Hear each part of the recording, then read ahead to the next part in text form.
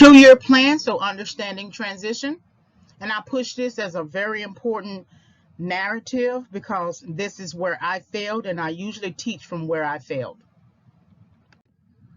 So, 2-year plan, school and work. Develop an academic transition plan during the junior year of high school for college and or work.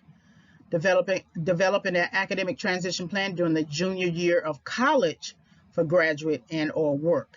So if you know your field enough to know that your field requires you to have a college degree to enter it, that you just can't enter the field and do a certain job without that college degree. There are fields that do not require a college degree. You don't even need a certificate, right? You just come in, apply for the job. It's an entry-level position, lower-level position. But if you wanted to move up, you may have to have a certificate, 2-year associate's degree, and then later a college degree. But you should know if your field, if your job requires knowledge beyond high school. And if it does, you're going to have to sit and take some kind of class, right? You should know if your field requires you to have a bachelor's and or master's degree, especially the master's. If in order for me to teach at the community college level, I have to have a master's degree. But if I wanted to teach at the university level, I have to have a PhD or be enrolled in a doctoral program. I would be prohibited from teaching at the university level. There may be exceptions to the rule. It depends. One of those exceptions could be that I'm the kind of person who brings in grant money as a faculty member, right? But they still might require that I get the doctoral degree because it is a university, and for accreditation purposes, students must be taught by a person with a doctoral degree. Develop an academic transition plan for postgraduate employment. Develop a career transition plan from entry level to supervisor, from part-time to full-time work, and then develop a career transition plan from supervisor to manager. So I included both school and work because you gain insight into your future field while you are a student.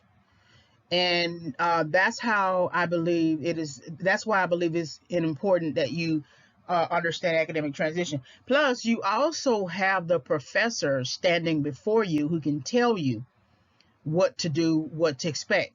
You may not want to become a professor, but usually professors have worked in the business aspects of their fields.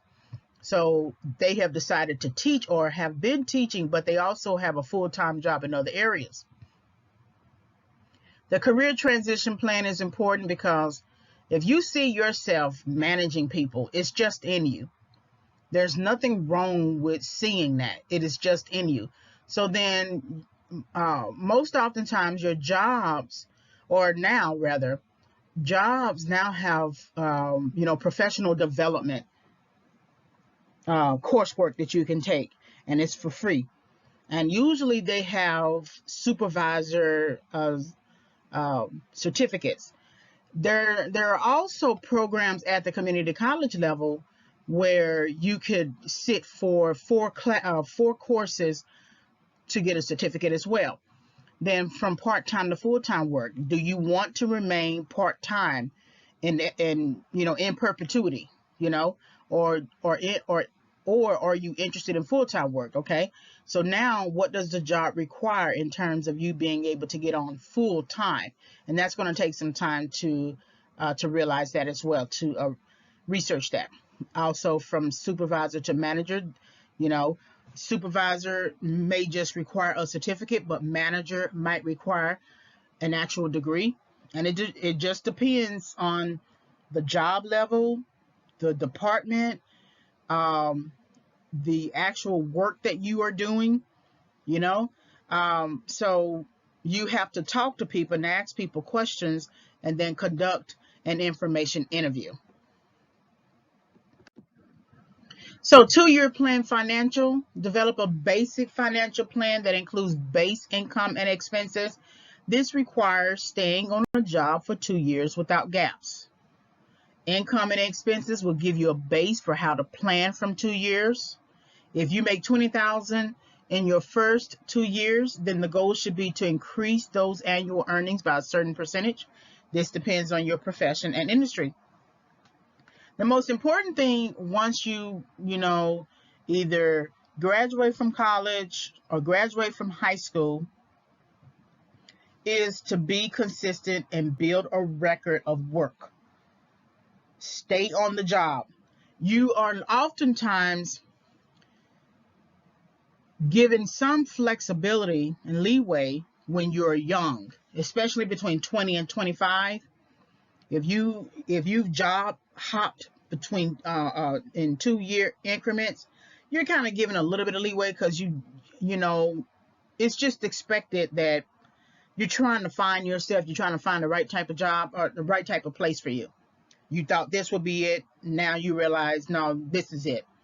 So you're given some kind of leeway. But you can't be a person who continues to jump from thing to thing.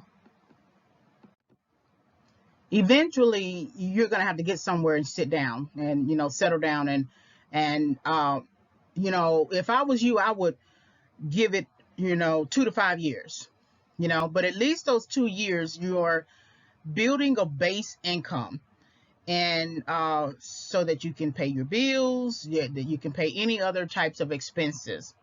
And then you look at the money that you're getting every year, and you begin to assess how much more you could make or how much you need to continue to make in order to stay consistent. Develop a 2-year financial plan that includes an emergency savings fund. So there should be funds for an immediate situation such as a flood or a natural disaster. There should be a 2-year plan to save a percentage of your income for emergency. Review process by quarter, end of year, and then by 2-year. I think this is where we go wrong. A lot of times we get very settled in whatever it is that we're doing. And so we believe that as long as we have a job and can take care of ourselves, a little bit of money in the bank is not going to hurt anybody. But what happens, as we realized that the pandemic purged a lot of jobs, just completely purged a lot of jobs, purged industries. And it was hard for people to navigate. Some folks were evicted. Some people didn't get a paycheck. And so creating an emergency savings fund is very important. It's also important when you're thinking about being part of a flood or natural disaster.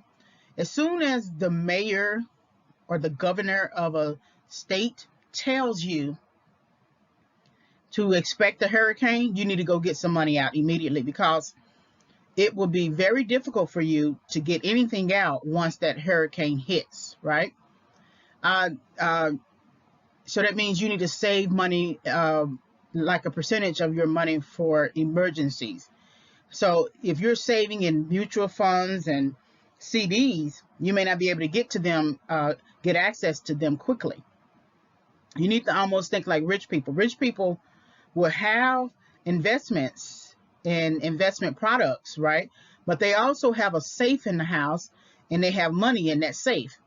And so you need to be able to make the transition should something happen. And then you sort of review your process, how well you are saving by quarter, end of year, and then by 2-year. And you notice that you are very consistent at saving $10 from every paycheck or $50 from every paycheck for 12 months. Okay, now you look at that amount, whatever that amount looks like, right? It's going to be $1,200, right? If you're getting paid every 2 weeks. So that tells you that you can save $1,200 a year. So then if you are interested in increasing that, then you could say, let's save $100 every paycheck, paid twice a year, and then see where you are. And then you begin to build. And I've heard Susie Orman and other financial Strategists say that you need to have at least 6 months of an emergency fund. So that always includes your rent, right? Your shelter costs, but then other types of bills that you have to pay or something like that. And so that is something that I believe everybody struggles with. There are a few people who got it right, who got a good understanding of money early in life. They might have been the people who had like the little lemonade stand or something like that. But regardless, something about them, they had a good understanding early enough to be the types of people who can manage money well. Develop a 2-year financial plan that considers financial investment options. So financial investment into financial products is always predicated on financial capacity and willingness. Investing a percentage of income into a mutual fund, retirement fund, or stock market is predicated on financial capacity. Investing into the stock market but not being able to pay rent and related shelter costs reveals lack of full financial capacity and financial understanding for how money should work. And then creating a financial plan that considers financial capacity is key to sustaining investments. So there is a difference between financial capacity and willingness.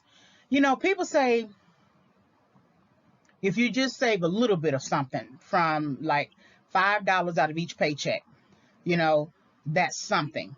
And you have heard some few stories about people who only made so much a year and was able to pay off all their debts and things like that. Financial capacity and willingness meaning, are you willing to move yourself into a certain kind of understanding that I got to save money, period.